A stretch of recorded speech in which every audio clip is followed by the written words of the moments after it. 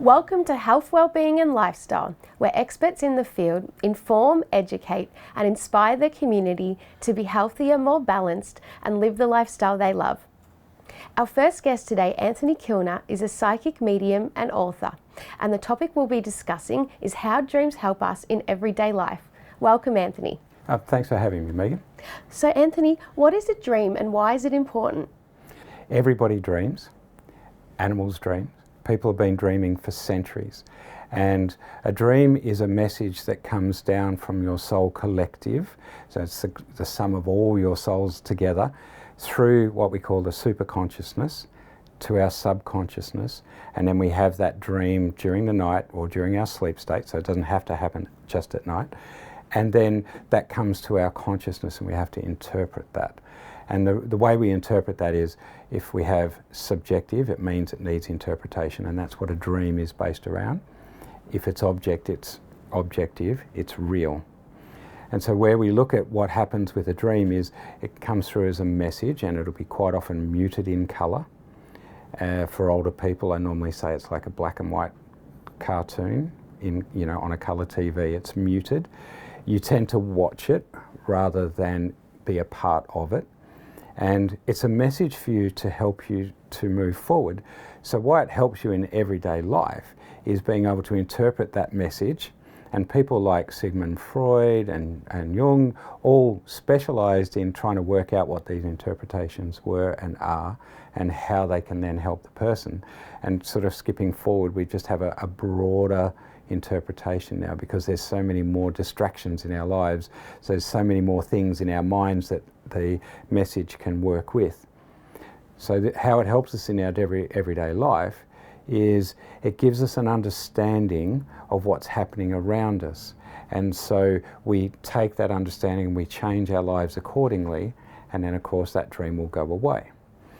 The part of that that's really important to note is that we have to interpret what it means to get the best out of it. So for example, you have a dream where you see yourself driving along a road. You can't quite see the colour of the car, but let's say it's blue. And you get a sense that it's blue. And you're driving along the road and you go off the road and then it gets rougher and rougher and you start climbing up a mountain and you get to the top of the mountain and in the distance you can just see the sun coming up. And you think, wow, what does all that mean? It's a bit interesting. So what it really means is, in the person's direction, represented by the vehicle, there's a lot of communication issues that are coming up for them, represented by the blue of the vehicle. Going from the smooth road to the rough road means that there's going to be a situation in their life that requires some really good, solid interpretation and communication with to help them get to the top of the hill. When they get to the top of the hill and they see the sunrise coming up, then what that means is that they've got there, they've done the work, everything's getting better, and from there on in it's a lot smoother. So it's all those little things like that.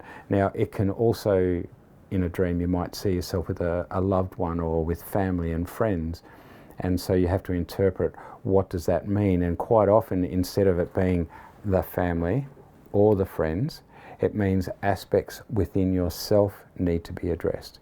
So for example, you might have a dream where your mum's there and your mum's telling you to cook this food in a specific way, and there's a lot of anger around it and pots going everywhere. It's not your mum as such, it's her energy that you hold within you and about how you are looking after yourself on a nutritional level, and that the anger and frustration that's within you is showing and coming out, and you need to let that come out and look after yourself properly. So it's really quite intricate. In the more detail you get, the more you can actually interpret to help you to move forward in life. What happens when we have a reoccurring dream and how can we change that? Reoccurring dreams, Megan, are really interesting because it means the person's not understanding the message that they're getting from their original dream. And so it keeps getting worse and worse and worse until we actually take note of what that dream is. And so the way to deal with them is really interesting, because we quite often, people will say to me, oh, they've remembered the same dream over and over and over and over again. Well, that's their soul telling them they have to change, and most people get to a point they don't want to change. So the dream gets nastier and nastier. The really good thing about how to deal with them is take note of all the details in that dream, see how it works in your life, and then make a change. And once you make that change, the dream quite often goes away. It might lessen down because you've only made part of the change. It really, if we're talking about our soul collective giving us those messages, that's because they've got our best interests at heart. And if everything was all beautiful and fluffy and light, we'd never change. So it has to get graphic, because otherwise people aren't going to take any notice of it. And that's the way to deal with it. What tips can you offer for our viewers in terms of them looking at their own dreams? Well, there are quite a few tips we can really suggest. The first one is go to bed with a pen and paper. As soon as you wake up or you come back from that dream, write down as much detail as possible. Because when it comes to interpreting that information, the more detail, the more accurate a person can work it out. All right, so that's the first big tip. The second tip I say to people is to be open to what's coming through and then establish sort of the differences. And so to do that, you need a really good book or reference material that explains what does a house represent, what does a car represent, what are all the different aspects of things subjectively and how they're interpreted, even down to colour. So good reference material, good dream interpretation book will make a big difference. The last tip would be to go and see somebody that specialises in dream interpretation, because there is a big difference between dreaming and astral travel. And so a good interpretation will tell you, oh, that was that, this is the dream, this is how to get yourself back on to track with the right information. And that's probably the most important thing. If you can't work it out yourself, go and see someone that can help you. That will help you get your life back on track. Thanks, Anthony. That's such great information. If you'd like to know more about Anthony Kilner and how dreams help us in our everyday lives, please go to his webpage on our website, healthwellbeingandlifestyle.com.au. And after the break, we have another interesting guest with another interesting topic. Stay tuned. After the break, Breathwork expert and life coach Christine Hart-Savage will be talking about overcoming anxiety.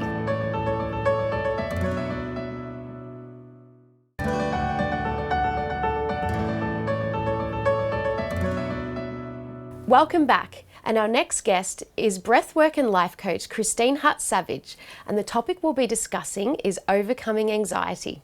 Welcome, Christine. Thank you, it's lovely to be here. Christine, we know a lot of people suffer from anxiety. What is anxiety? It's an interesting topic, anxiety, because often when you're suffering from anxiety, you don't realise it's anxiety. You just feel not right. And there's a type of fear that comes with anxiety. It depends on how serious it is. Anxiety can be sort of, it's like, put it this way, it's like, for me, a river that runs always in the background. And some days that river rises up and becomes really full and powerful, and other times it settles down a bit, but it's always running in the background. It's always this level of discomfort. And in that discomfort is fear, like there's a fear. And when it's really strong, it's terror, it's dread. And that's when I used to think, oh my God, I'd rather die than be experiencing this. It's quite strong. It's a horrible thing, anxiety. It's horrible. So if anyone's really out there suffering from this, there are things you can do.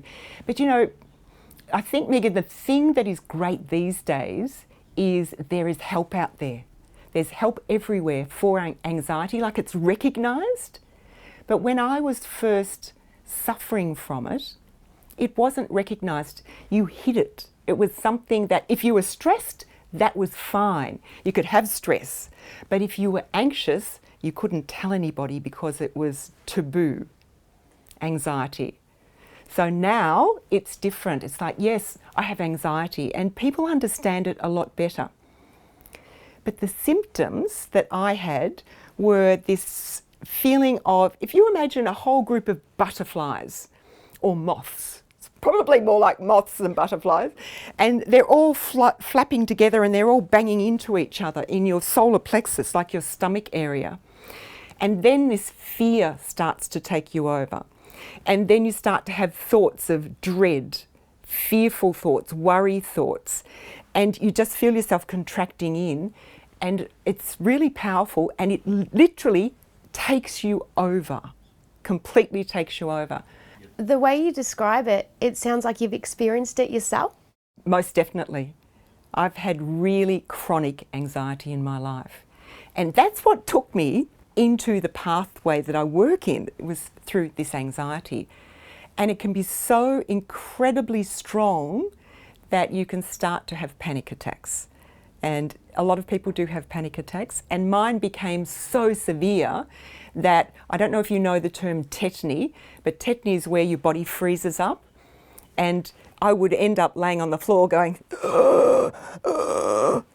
not able to breathe, and just like I was completely paralysed by the fear of anxiety. And of course, it's a catch-22, because then when I was thinking I was going to do something that brought anxiety to me, or I felt anxiety, like public speaking, I would never in a million years have thought I would be public speaking like I do these days. I couldn't speak up, I couldn't find my voice. So if I had to do something that put me in a situation where I felt fear, then I would have terror of having a panic attack, and that would create the panic attack. So it's a catch-22. You have this panic about panicking, and on it goes. And it's something that is there 24/7, like every single day. It's a horrible thing. I can laugh about it now, but it is a very serious condition, and it can stop people from doing anything. You know, it can keep you at home, too scared to step outside and live your life. And the dreams that we have, that we want to achieve in our lives, it can stop you from even taking one step towards that dream, because you freeze up. I can't do this, I can't do this. Maybe people will laugh at me, maybe I'll make a fool of myself. And we can get through that, where these days I think if I make a fool of myself, oh well, it doesn't matter. But I've been on a real journey with this, with anxiety. Christine, is there anything you would recommend for our viewers to take away from this? Oh, yes. Firstly, when you're feeling anxious, just take a step back. And again, my favourite thing, the anchor is your breath. Through the nose, always through the nose, in through the nose, out through the nose. Settle yourself. Give yourself permission to step back and just slow down. And it's probably a hard thing to do for people when you're in anxiety, but really look at the thought processes you're going through as well, because your thoughts will be going nuts. They will be telling you every negative thing that could happen. So we need to, when we, put it this way, when we breathe, we can slow the thought processes down as well. So again, one of the biggest things I did for anxiety was learn to meditate. And that slows everything down. And when you feel the anxiety building up again, if you didn't do something or have a skill like meditation, you can't bring it back down again. So if you meditate once a day or twice a day, if the anxiety is building and you meditate, it brings it down so that you're balanced again, and then you can go back out into the world. I've got a quick story. Have you got time for a quick story? Yeah. I don't know where I heard this or where it came from, but there was this story about this young boy that was born into a family, a large family, and he was chosen to become a monk. And he did not want to be a monk. Anyway, he was taken to this place, and the abbot sat down and spoke to him in this monastery. And he said, "Sit down, my son," and he said, "Okay, I'm sitting down, but I am standing on the inside." And then one day the abbot was out and about, and he happened to notice this young boy walking up the passageway towards him, and he thought, this is this young man. And he stopped and he spoke to him, and he said, I see you are standing on the outside, but now you are sitting on the inside. That is what meditation can do for you. That's what it's done for me. That's why I love to teach people meditation. What a fantastic story, Christine. If you'd like to know more about overcoming anxiety and Christine Hart-Savage, go to her webpage on our website, healthwellbeingandlifestyle.com.au. And after the break, we'll have another interesting guest with another interesting topic. Stay tuned. After the break, journalist and meditation teacher Beatriz Goyoaga will be talking about the 4 sources of energy for health and well-being.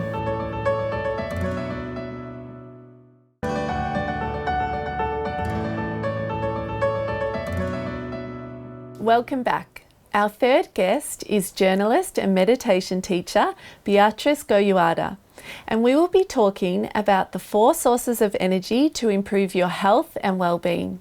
Welcome, Beatriz. It's so great to have you back. Thank you very much. I'm now very much part of the program. So please tell me, what are the 4 sources of energy? I tell you, I've lived sitting on that chair for a long time, interviewing presidents, getting up at 4 in the morning, covering countries in war, being in Afghanistan, stressful, and my energy level was so low, very low. And so, I just couldn't sleep well, and I demanded many things from people, and I was impatient, and I had all the side effects of stress. And I came to learn in the Art of Living program that, first of all, even before meditation and before breath workshop, we have to look at the very simple 4 sources of energy which are given to us by the universe. First is a very common one, but we don't pay attention. Food. First is food. Second one is rest. Third one is breath. Many people, few people know about the amount of energy that we can get through breath. And the last and fourth, and not the least, the last but not the least, is a happy state of mind. When you're happy, your energy goes up. So those 4 sources are very simple, but very few people pay attention to them. And within the last one, the happy state of mind, meditation comes in. So food, we think that we are the garbage collector. No, our body is a precious tool that has been given to us. We should not only respect our body, our needs, and feed the body properly, because we're feeding the body any garbage. Fresh food, many vegetables, many fruits. I mean, in Australia, you have everything, fruits and vegetables, and freshly cooked food. That's the main thing. Look after your food. And then also look after your drink. 1 glass of wine, 2 fingers of wine, that's okay, it's good. So watch what you drink, and drink a lot of water. The doctors are very happy with me, because in the Art of Living we teach people to drink between 3 and 4 liters of water every day. So important to drink. The body needs a lot of water, and we don't drink enough water. The second one is rest, and resting is not sleeping.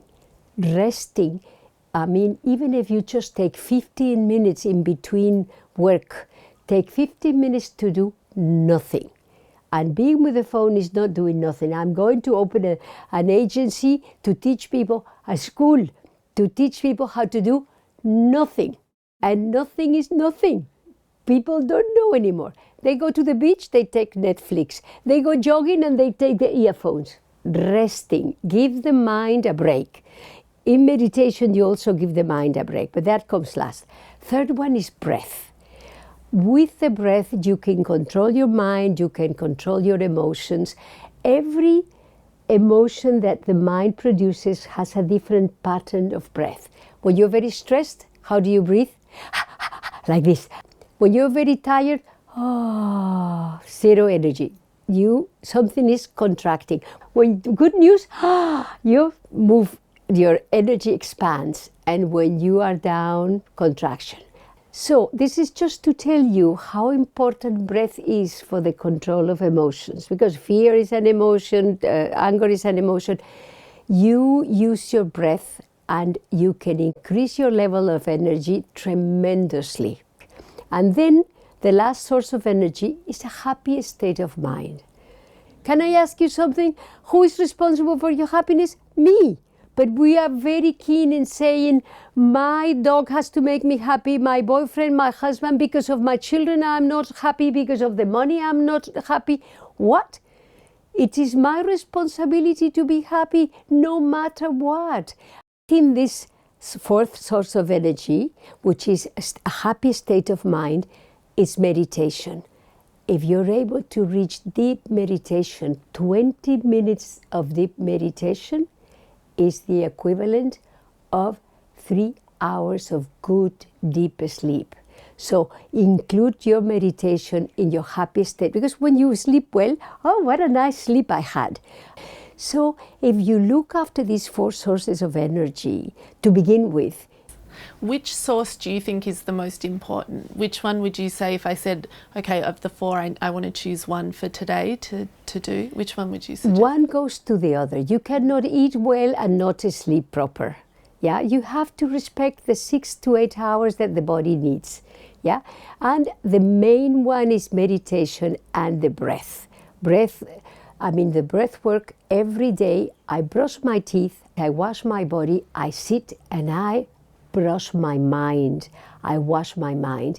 My energy level is high and I come out prepared. If somebody crosses my car with another vehicle, I don't shout, ah! I just go, my goodness, this guy must be so tired. And I'm more patient. So I would say all of them are very, very important. But if I had to choose, I would do nothing I'll do before I do my breath and meditation. I don't leave the house. If I have to fly, if I have to go to a funeral, if I have to visit my in-laws, I go first for my breath and meditation, and then my life is much, much better because my energy is high and I cannot change my surroundings. I can't change that, but I can change myself. I can be strong, cool, calm, and collected through breath and meditation. I am still the same housewife, the same journalist, the same athlete, but now I am a more tranquil and happier woman. So what tips would you have for our viewers now? What should they do to work with their breath and meditation? My first tip is do not postpone, procrastinate. Start today. Start looking at your diet today and do some exercise, do some yoga, do some running. Jogging is for free. You don't need to pay the gym. Do something with your body and also start finding out the benefits of the breath. I climbed the Everest twice, once from Tibet and one from the Nepali side. And my breath had to be very good, I tell you. It has to be very good. You need training. But you train yourself for your family, train yourself for your office, for your job, for the traffic, for the issues of everyday life. And I tell you, it is a before and after. Wonderful. It's been such a pleasure to hear about this today. Thank you so much. Thank you very much for having me. If you would like to know more about the 4 sources of energy and Beatriz, you can visit her webpage on our website, healthwellbeingandlifestyle.com.au. That's all we have time for today. Goodbye until next week.